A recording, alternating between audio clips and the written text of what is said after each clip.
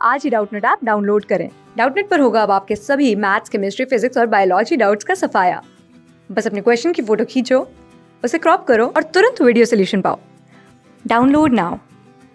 नमस्कार दोस्तों, हम पढ़ रहे थे कहानी हरिहर काका, जिसके लेखक हैं मिथिलेश्वर जी। दोस्तों, कहानी के पिछले भाग में हमने पढ़ा कि भाइयों के क्षमा मांगने पर हरिहर काका घर वापस चले जाते हैं, जहां उनकी मेहमानों से भी ज्यादा खातिरदारी की जाती है। और गांव के लोग दो भागों में बट जाते हैं कि हरिहर काका अपनी 15 बीघा जमीन किसके नाम करेंगे, ठाकुर बारी के या अपनी भाइयों के नाम। इस पर गांव के लोग चर्चाएं करते रहते हैं।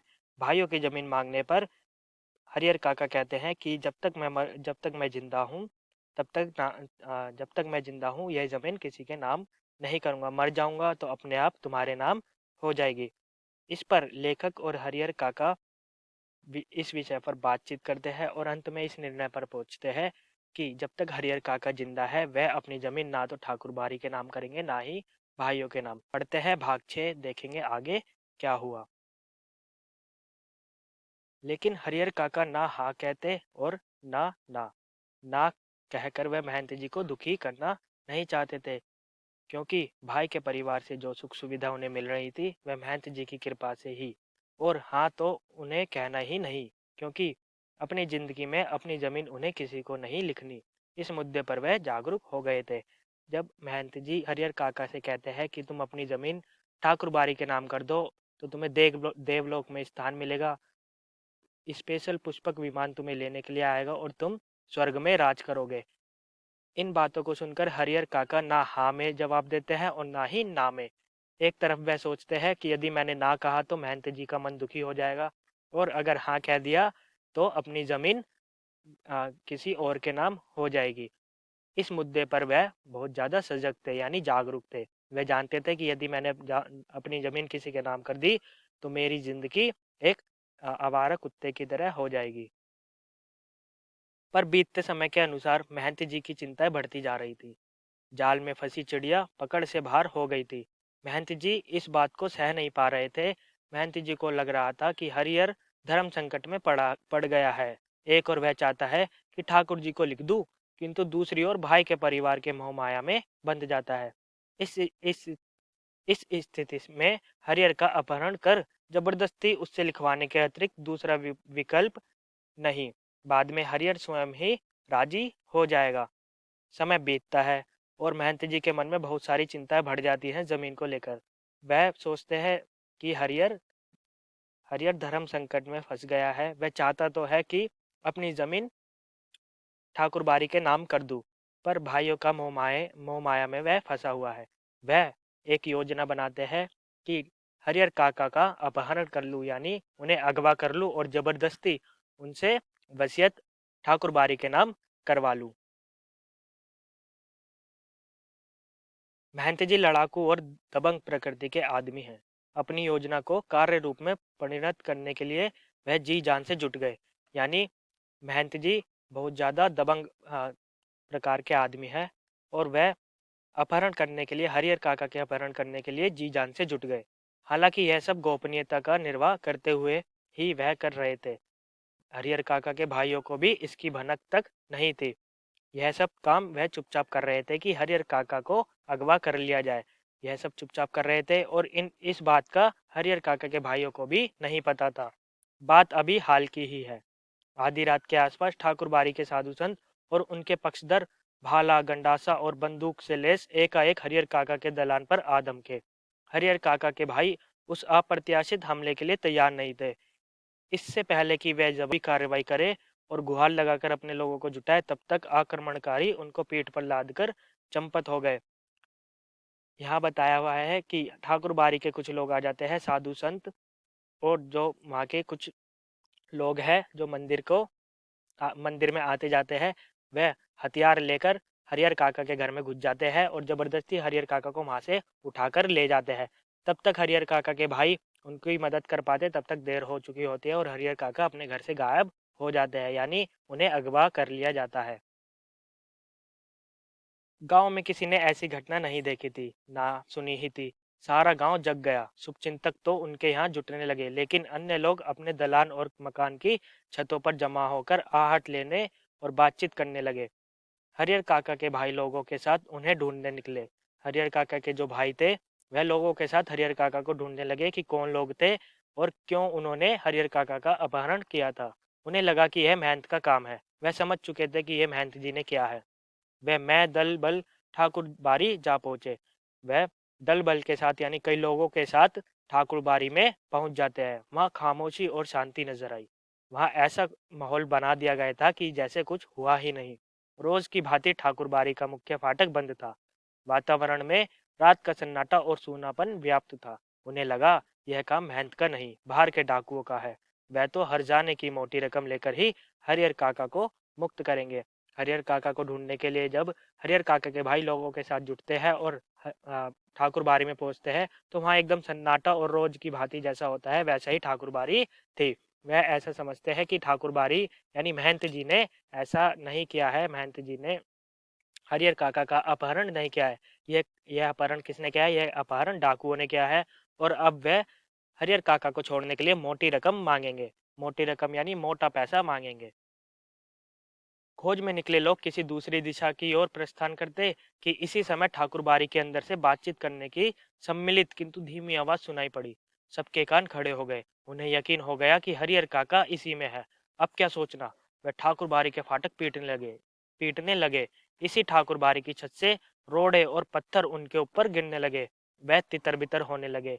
अपने हथियार संभाले, लेकिन हथियार संभालने से पहले ही ठाकुर बारी के कमरों की खिड़कियां से फायरिंग शुरू हो गई। एक नौजवान के पैर में गोली लग गई। वह गिर गया। उसके गिरते ही हरियर काका के भाइयों के पक्षधर भाग चले। सिर्फ वे तीनों भाई बचे रह गए। अपने तीनों के बूते इस युद्ध को जीतना उन्हें संभव नहीं जान पड़ा। इसलिए वह कस्बे के पुलिस थाने की ओर दौड़ पड़े। जब भाई गुट बनाकर यानी भाई लोग गुट बनाकर हरियर काका को ढूंढने के लिए ठाकुर बारी पहुंचते हैं तो उन्हें एक आहट सुनाई देती है यानी सुगबुगाहट यानी बातचीत, लोगों की बातचीत सुनाई देती है। वह समझ जाते हैं कि हरियर काका ठाकुर बारी के अंदर ही कैद है। इतने में वो फाटक यानी उसके दरवाजे, ठाकुर बारी के दरवाजे पीटने लगते हैं तो अंदर से फायरिंग होती है और ठाकुर बारी की छत से पथराव होने लग जाता है। किन पर? हरियर काका के भाइयों और उनके लोगों पर।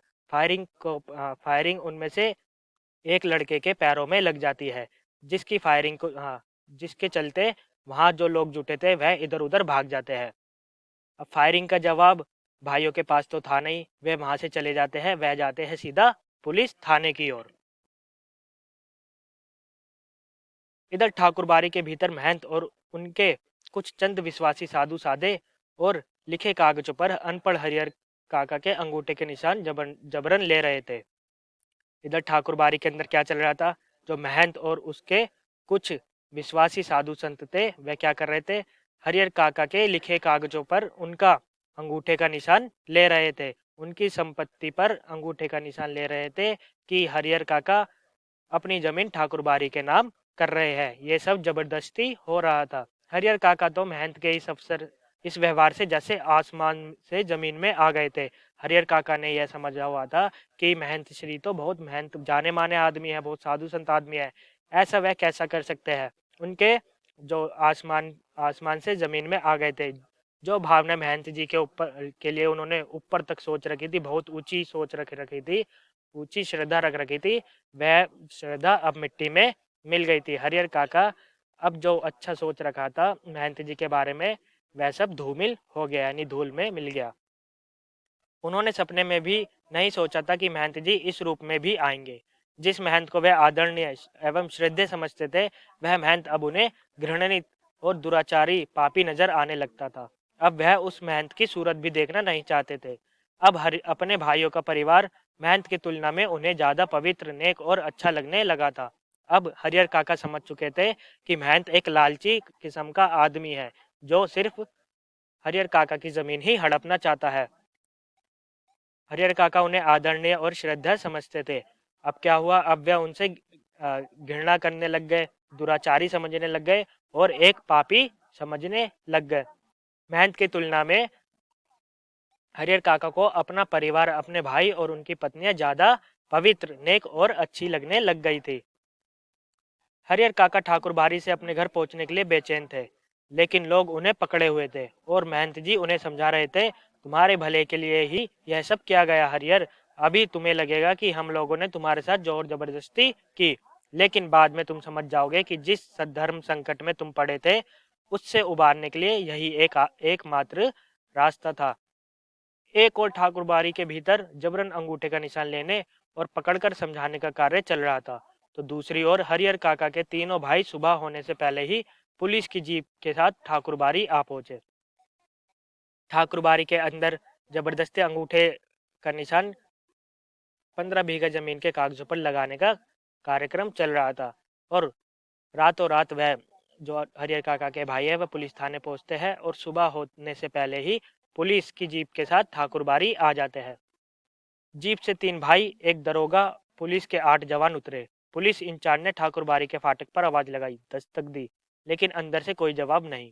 अब पुलिस के जवानों ने ठाकुर बाड़ी के चारों तरफ घेरा डालना शुरू किया। ठाकुर बाड़ी अगर छोटी रहती तो पुलिस के जवान आसानी से उसे घेर लेते, लेकिन विशालकाय ठाकुर बाड़ी को पुलिस के सीमित जवान घेर सकने में असमर्थ साबित हो रहे थे।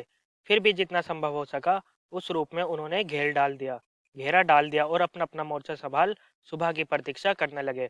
अब पुलिस जब जीप के साथ वहां पहुंची तो दरवाजे खटखटाती है ठाकुर बाड़ी के, लेकिन ठाकुर बाड़ी के अंदर से कोई जवाब नहीं देता। तो पुलिस पूरी विशालकाय जो इतनी बड़ी ठाकुर बाड़ी होती है उनको चारों तरफ से घेरने का सोचती है, और वह सुबह होने का इंतजार करती है और चारों तरफ से ठाकुर बाड़ी पुलिस द्वारा घेर ली जाती है। हरिहर काका के भाइयों ने सोचा था कि जब वे पुलिस के साथ ठाकुर बाड़ी पहुंचेंगे तो ठाकुर बाड़ी के भीतर से हमले होंगे और साधु संत रंगे हाथों पकड़ लिए जाएंगे, लेकिन ऐसा कुछ भी नहीं हुआ। ठाकुर बाड़ी के अंदर से एक रोड अभी बाहर नहीं आया। शायद पुलिस को आते हुए उन्होंने देख लिया था।